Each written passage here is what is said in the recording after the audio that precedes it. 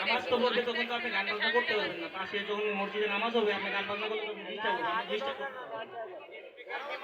হ্যাঁ স্পিকার, এটা না সেন্ট্রাল স্পিকার না। আচ্ছা আমরা তো স্পিকার ব্যবহার করবো। আচ্ছা তাইলে স্যার সবাই যদি একমত থাকে আমরা 8:30 দিই। এখন কয়টা বাজে? 8টা দেন, 8টা, 8টা দেন। 7:50। 8টা দেন স্যার, 8টা দেন, 8টা।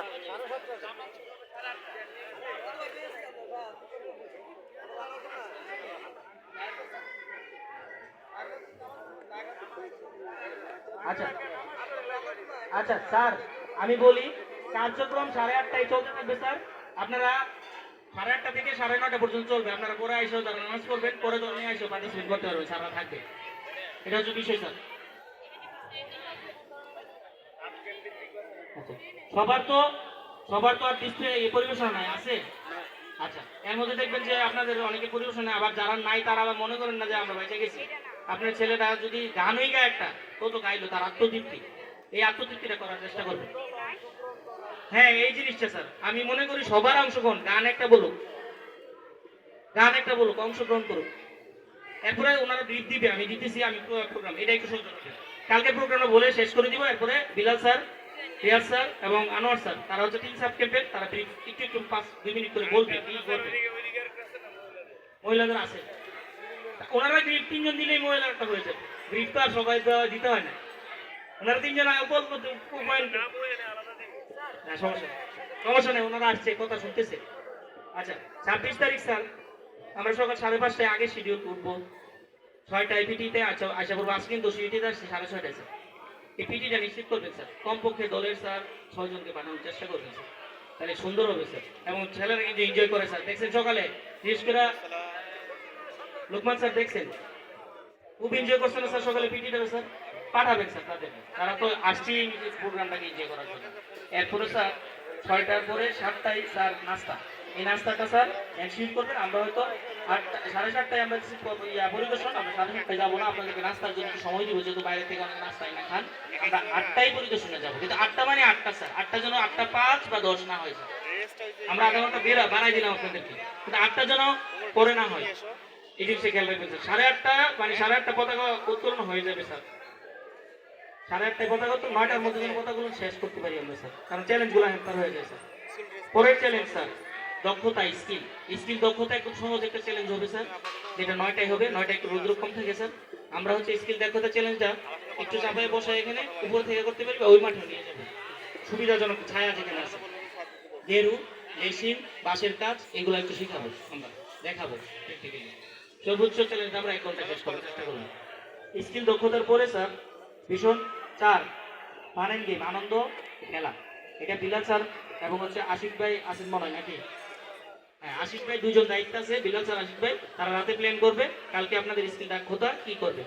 ইনস্ট্যান্ট আজকে রাতে প্ল্যান করবে, কিছু সরঞ্জাম আছে কিছু সংগ্রহ করবে, কালকে ইনস্ট্যান্ট চ্যালেঞ্জে আসলে আপনাদেরকে কাজ দিয়ে দিবে, কাজ করাই ফেলবে। এটা শেষ করে আমরা যথাসাধ্য চেষ্টা করবো স্যার 11টা 11:30 বেলা শেষ করবো। 12টা কিন্তু লাস্ট টাইম দিচ্ছি স্যার, কিন্তু 12টা থাকবো না, রোদরা বেশি থাকে। আমরা যত তাড়াতাড়ি সারবো, তারপরে হচ্ছে 12টা বিক্রি স্যার আরো আপনাদেরকে আরাম দেওয়ার চেষ্টা করবো 12টায়। এবং একটা একজন স্টাফ নার্স অ্যাম্বুলেন্স ছিল, দেখছেন আপনারা। যে কোনো সমস্যা অ্যাম্বুলেন্সে চলে যাবেন, আপনারা স্লিপ লিখবেন, এমবিবি ডাক্তারের কাছে তারা রেফার করবেন। স্লিপ লিখে আপনার ওষুধটা আপনারা সংগ্রহ করতে হবে, সেবাটা পাবেন স্যার। এটা হচ্ছে বিষয় স্যার। এখানে আমরা কালকে ব্যানার টানা দিব, কোন জায়গায় তারা বসবে একদম স্পেসিফিকলি। আজকে দিতে পারিনি ব্যস্ততার কারণে। তারা একজন এমবিবিএস ডাক্তার, একজন মেডিকেল অ্যাসিস্ট্যান্ট ডাক্তার এবং 2 জন ডাক্তার প্লাস 2 জন অ্যাসিস্ট্যান্ট, 4 জন অ্যাম্বুলেন্স নিয়ে এসে বসে থাকে স্যার। কারণ নির্দেশ বুঝে নিত স্যার, উপায় নেই। এর মধ্যে অসুস্থ হলে অ্যাম্বুলেন্স দিয়ে আবার হসপিটালে নিয়ে চিকিৎসা করা সম্ভব। হসপিটাল গেলে ওষুধ ফ্রি, সেবা ফ্রি। আমরা চাই, দোয়া করি আল্লাহর কাছে, শুকরিয়া চাই যে আমরা যেন হসপিটালে এই কৃপা চাই, কিন্তু বলা তো যায় না। আচ্ছা, তারপরে হচ্ছে স্যার স্বাস্থ্যজনিত নিরাপত্তাটা আমরা 4টায় যাবো, 4টায় না স্যার আসরের পরে যাবো স্যার। কেন আসরের পরে যাবো স্যার? কারণ রোদরা প্রখর রোদটা আমরা চাই না, কারণ করে পিছনে গলাতে এলোমেলো ঘুরে, তাহলে তো আমাদের এই পদক্ষেপের লাভ নেই। আচ্ছা স্যার তাদের সেফটির জন্য আমরা করলাম, তাদের আরামের জন্য তারা খাওয়া দাওয়া করে রুমে রেস্ট করবে, বাইরে রোদে যেন না এসে নিশ্চিত করবে স্যার। রুমে থাকো, রেস্ট করো, রোদে চাইলে তোমরা অসুস্থ হবে। 5টা থেকে 7টা এরপরে হচ্ছে 5টা থেকে 6টা মাগরিবের পর পর আমরা মিটিংয়ে বসে যাব এবং এশারের পরে হচ্ছে আমাদের কালকে একটা খুব আকাশ আরে যে কাজ করতেছে 12 জন নিয়ে আসা একটা পার্লামেন্টের মতো হবে, ঠিক সংসদীয় পার্লামেন্ট, এটা মিনি পার্লামেন্ট।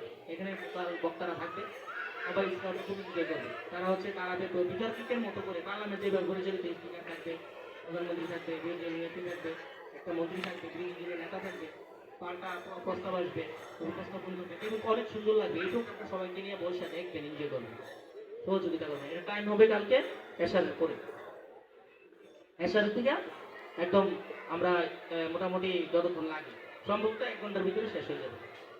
এই প্রোগ্রামটা সবাইকে এনজয় করাবেন, আর যারা থাকবে তারা যেন সুন্দরভাবে পরিপাটিভাবে থাকে।